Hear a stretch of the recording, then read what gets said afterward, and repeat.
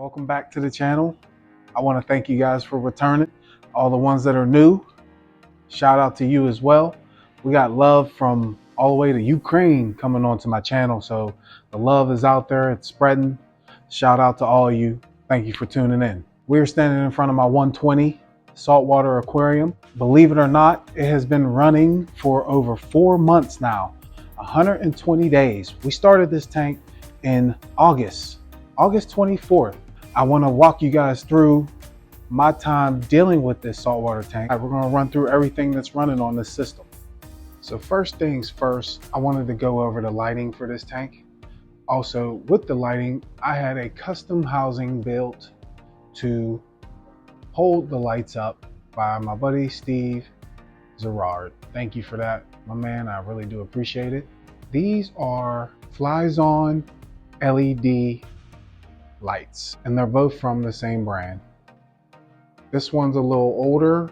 This is the newer version, comes with the timer. I will have both of these links in my description. These lights are strong, man.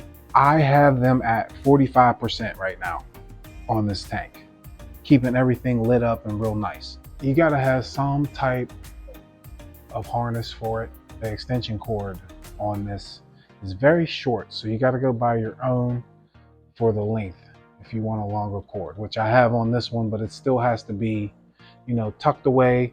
I like to conceal my wires. That right there is connected to this right here, and you can come up here and take a look at the temperature of your tank, Celsius, and right there, look, Flies On LED lightings. You can get them on eBay, Amazon.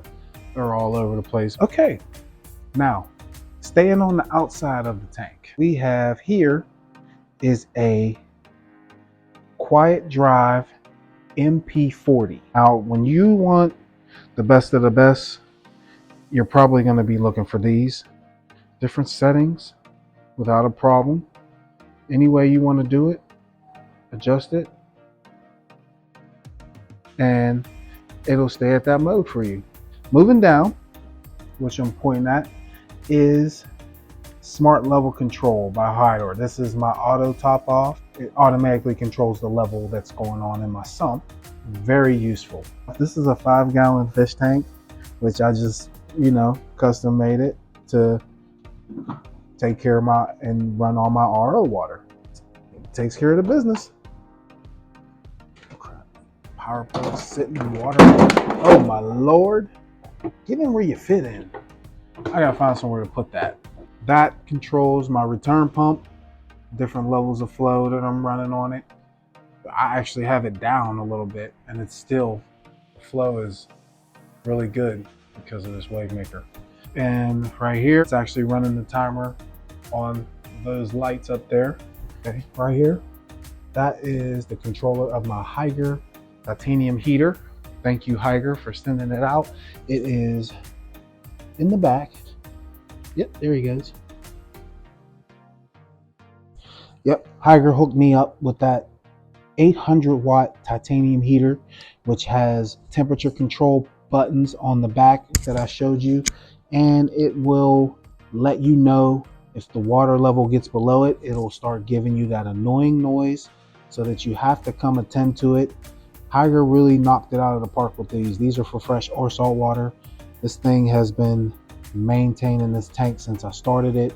Sleek design, battle tested. I love these ones, man. Thank you, Haiger, for the amazing product. On this side is the return pump that's doing all the hard work. Over 500 gallons per hour. It has the modes that you can select. There's a feed mode, there's a sleep mode, there's an off mode. You can always change it and adjust it. So in here, I'm running some polisher, some sponges that you can get from your local dollar store, and they are doing the job. Look at there. You can see right there, it's going to be needed replacement here shortly. Check out the skimmer, getting dirty, doing its job the way it's supposed to. Filter socks, working hard over here, taking care of business over here. Old coral running down here. You guys seen the video that I made of me dealing with this sump. So I'll put the card up top so you can see the video. This tank was crystal clear after it ran its cycle, but I turned around and added this live rock, the rock in the back, and that one over there to the right. And then I also turned up the lights. When I turned up the lights, everything went crazy. I just tested everything in this water, from the calcium, alkalinity, phosphates, and nitrates. Let's look at the life we have in here on this rock right here. There you go. There you go. That's better. Backlight was messing with it.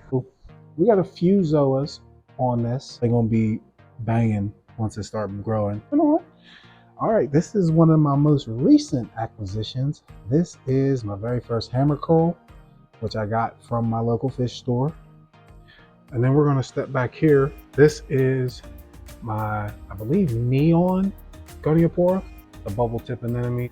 You call them rose, you call them watermelon, you call them pink, red, whatever you wanna call them. And these two split.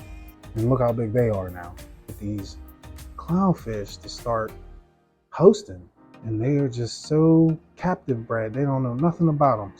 Moving over to the right, we have a beautiful frog spawn in a great spot, extends out all the time, getting fed well, looks really good.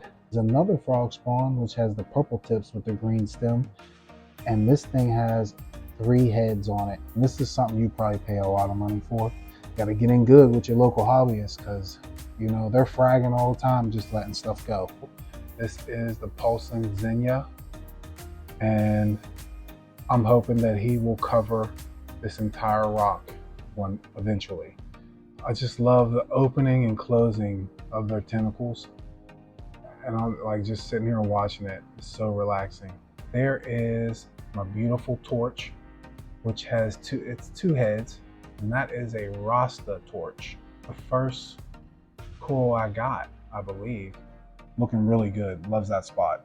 A neon green Duncan, and you can see it opened up. Looking in the back, green star polyps. Yes, I'm definitely growing them on the back. Just glued it on there. Very easy. Wait, what did I miss? That's a bird nest right there. I need to do a little more research on a bird's nest, but they grow really fast. I was told the color just pops on them, and they're just easy to keep. We have, that's a mist bar, and that is a mist bar as well. One is orange and one is black. They were the ones that helped cycle the tank. Okay, you see back there, that's a long tentacle anemone. This thing has turned into a beast. It is massive in that spot. And I have one of the clowns hosting it, as you see, keep popping in and out of. That's a cinnamon clown. You wanted to peek? All right, there you are. This is a fire shrimp. There's the clown over there eyeing me up. But you saw, see how he has a little hideout over here now. We also have a scarlet cleaner. He's just molded. I made a couple videos about him molting right there on that. There's my other cinnamon clown hiding back there. Sea urchin. Spiny sea urchin. One of my favorite things in this tank, man. It's just amazing just watching it work. And if you look really close, you can see like this, just the body just working super fast. We have a ton of cleanup crew in here. Oh, I forgot to tell you, this is an Aquaman mushroom back here. Started off super small and has already been expanding. I'm sure it's gonna cover that whole rock. Candy cane coral, looking a little beat up. It got stung up by the torch, so he's just sitting over here trying to get better. I gotta hit the Aptasia X on it to kill that one little piece at the bottom. You got Astrea snails, hermit crabs, you got Mexican snails, Nassarius snails. I pretty much told you everything. I don't have much else to tell you guys. We did it. I was trying to keep it quick. Let's go ahead and go over the review. All right, so in closing, I want to say really like 5 things you really need to pay attention to if you want to be on this side of the hobby. A routine, maintenance, feeding. Be careful on how you're feeding. Lighting. Certain lights you gotta know something about the lights. Testing. You need to be testing your water parameters. You gotta do your research. I'm not trying to intimidate you or try to run you off. Anybody can do it. I started from scratch and didn't know what the heck I was doing at all. And look at me now. I have coral in here. I never even thought I would ever touch coral. Thank you for watching. I hope you enjoyed the 120 days. I'll come back in 6 months when we're officially established and go over what we got in here. I can't wait to share it with you. And if you ain't reaching for the stars, why you reaching?